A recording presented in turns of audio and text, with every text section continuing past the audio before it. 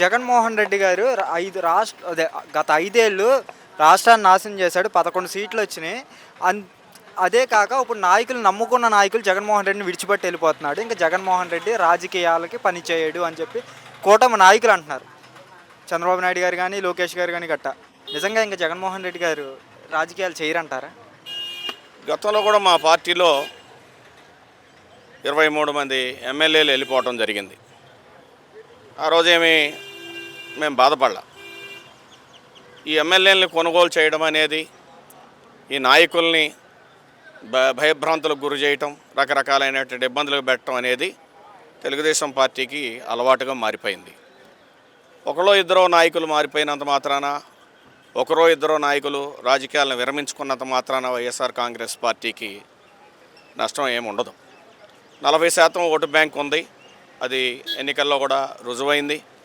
అనేక ఆచరణకు అమలు కాని వాగ్దానాలని చేయడం వల్ల, ప్రజలను మభ్యపెట్టడం వల్ల, ఎన్నికల్లో అక్రమాలకి పాల్పడడం వల్ల కొద్ది మెజార్టీతో వాళ్ళు గెలవడం జరిగింది. 40% ఓటు బ్యాంక్ ఉన్నటువంటి పార్టీని ఏ శక్తి ఏమీ చేయలేదు. ఒకళ్ళిద్దరు నాయకుల మీద ఆధారపడేం మా పార్టీ లేదు. మా పార్టీ ఖచ్చితంగా వైఎస్ జగన్మోహన్ రెడ్డి గారి మీదనే మా పార్టీ ఆధారపడి ఉంది. మళ్ళీ ఎప్పుడు ఎన్నికలు పెడతారా, ఎప్పుడు జగన్మోహన్ రెడ్డి గారిని గెలిపించుకోవాలని చెప్పేసి ఈరోజు ప్రజలందరూ కూడా ఆత్రంగా చూస్తున్నారు.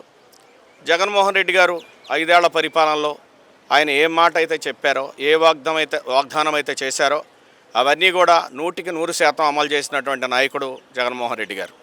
ఈరోజు సూపర్ 6 అని చెప్పేసి ఆ 6లో ఒకటి కూడా అమలు చేయలేక సతికిలపడి నా దగ్గర డబ్బులు లేవు, నేను చేయలేనని స్వయంగా రాష్ట్ర ముఖ్యమంత్రి చెప్పేటువంటి పరిస్థితిని కూడా చూస్తున్నాం. ఏది ఏమైనా సరే మళ్ళీ ఎన్నికలు ఎప్పుడొస్తే అప్పుడు మా పార్టీ ఘన విజయం సాధించడం ఖాయం.